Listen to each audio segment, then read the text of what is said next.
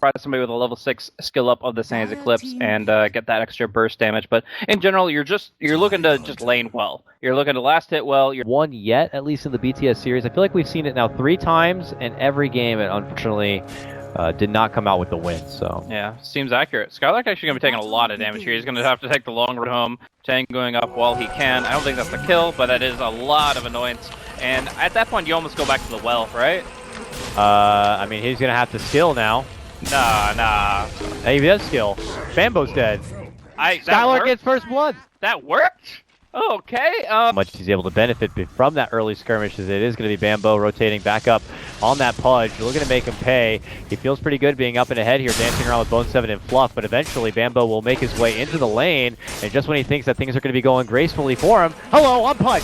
Jumps right in, possibly with the rot, but somehow again, Skylark will at least be able to creep in with at least the kill first. And now jumps back, burrows in, and says, possibly see you later. 33 is getting zoned out a bit here, as although he does have Windlace, his opponent does too, and even with the tether movement speed, you're seeing a pretty quick MNT. Suicide to the neutrals to get his full health. Good enough.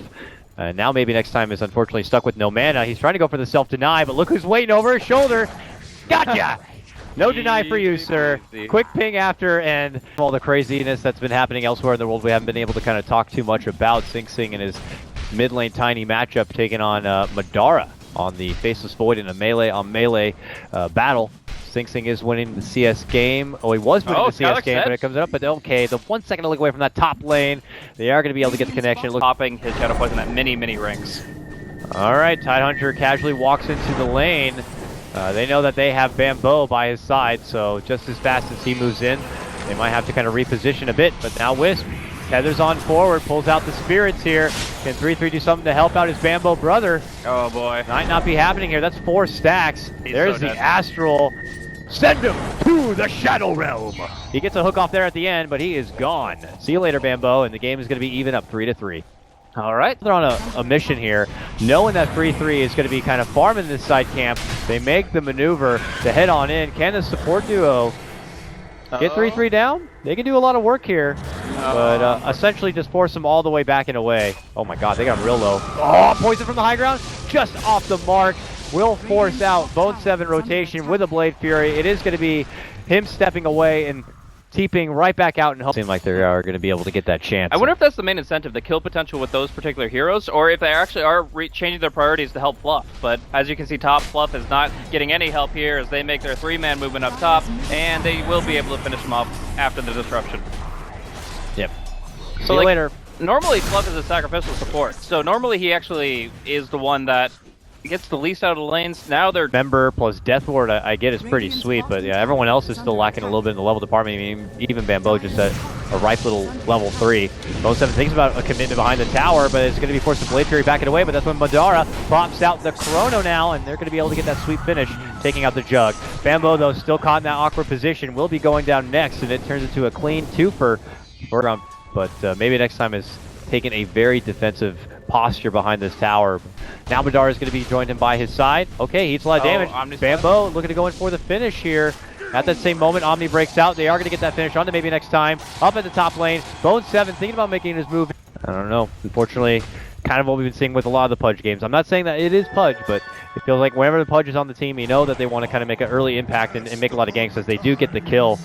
At FINEM taking out 3-3 there right at the camp. But at what cost? We're going to see the Tiny come in, full combo on the Wisp, no chance of surviving through that one, and you know, obviously their shape of the game is taking. Like, it's still laning phase. It's still laning phase and random heroes getting killed and dying. Like, they're great spoke movements, but nothing game defining. Like, the Tidehunter getting killed, that's big, but like, I feel like the rest of the game still has yet to be played. I don't know. It's so, I mean, I can see where you're getting at. There's maybe a casual pick here and a pick over there. Nothing really game-breaking or defining, but that could change fast. Mid lane, we're going to have a right in for Swing. Sing is going to be going down for Swing. Sing goes down as the Wisp does swing in, and they will be able to kind of clinch that. Leads into some damage onto the tier 1, but back to bottom lane, we have a Fluff Coconut flying out. Disruption will be there to help save a lot of the damage, but eventually he will have to come out, and that Death Ward will finish him off. Now Bone 7 purged up. Maybe next time looking to retreat towards the side shop here. Creeps, help me block this hook. Will Bamboe go for the blind one? he actually gets it done. Nice grab by him. We'll be able to pull back the Shadow Demon here, and maybe even plant some aggressive wards if they like. But already a deep commitment here from some of Kaipi allows maybe next time to have a bit of a setup. Jump in, toss, Ravage combo does come out from Kaipi. The response though from Doug, a big Sanity's Eclipse could offer a huge response play by them. Now Skylark tries to get hidden up. Actual Imprisonment will save him from a bit of the Omni slash damage, and now Bone 7 is going to be forced backing away, and it is going to be Skylark who will help sweep on in and get the finish there. Kaipi lose 4. On the Pudge because they had vision of him thanks to an Observer Ward, and when they were kind of scrambling to recover the fight, they really couldn't get in position for everything else they needed. Don't quite get the tiny combo, but Bamboe helps out. Oh no! Wow. Spartan the paramedic there to just heal Madara right back up as Madara says, I'm game, I'm ready. Drops down the Chrono. They quickly take out Bamboe, and they're looking to go for Sing next. He gets purged up. Bone 7 trying to step in to help out, but the damage had already been done as Sing will go down. Bone 7 now striding in. No Omni Slash for him. He gets hit in the face with a bash, and now comes Skylark. Moves in. Beautiful two-man Burrow Strike will be there. And I think Kaipi are about to get swarmed right now if they don't retreat. Fluff and Bone will have to step back. And that let Mode do his thing. Madara is a beast. Absolutely.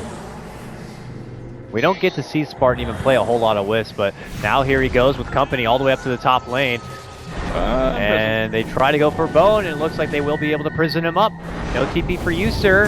And as he comes back, they will bring in the damage, and they will bring in the destruction. And in the meantime, though, they relocate, bounce back. It's going to be the hook successful, but an imprisonment on the Pudge means Spartan gets distance once again, and Bamboe is caught all by himself. Yep. A few more slashes. He actually gets a nice, efficient Sanity's Eclipse to connect with both. Sing will be able to get in a last breath in a position where they have the initiative and they could dictate the pace of the game. Does not seem to be the case, and I would imagine for FINEM, things will only scale that much the better. Nice hook connection here where they get the pullback from Skylark. They'll finish him off with a Dismember, and that will be enough as a bit of intel to see where the vision game will be on Kaipi and their own side. But bottom lane, relocate in. They see Sing, set him up with the prison. Made for an easy relocate play. They have been exercising that throughout this game. Madara will get another friendly disruption right here, so they can continue a little bit of a siege pressure here towards this tier 2, which is already so low. It does look like it could be denied. 188 damage. It looks like it will. Or not. Maybe. Jump in. Madara goes for it. Give me that tower, and then give me your life. Ruthless. Ruthless. Ruthless. At FINEM. No mercy whatsoever for Kaipi. Care what is thrown at them. They're up against like a level 2 Omni Slash and a Blink Ravage, and I still think they'll win the fight. Mid lane, jumping from Sing. We'll get the stun toss off. Not going to be doing a whole lot of work though. If they want to get the finish from Madara, they're going to need a whole lot more with that Ravage and Dismember, but it's not going to be good enough. Epicenter, the response play from FINEM could be a bit too much for Kaipi. They dish out all they can to try to stop the mighty Madara and the mighty Greeks, but it's not going to be good enough, and they know it's not going to get any better, so they throw in the towel and say, you can have game number 1.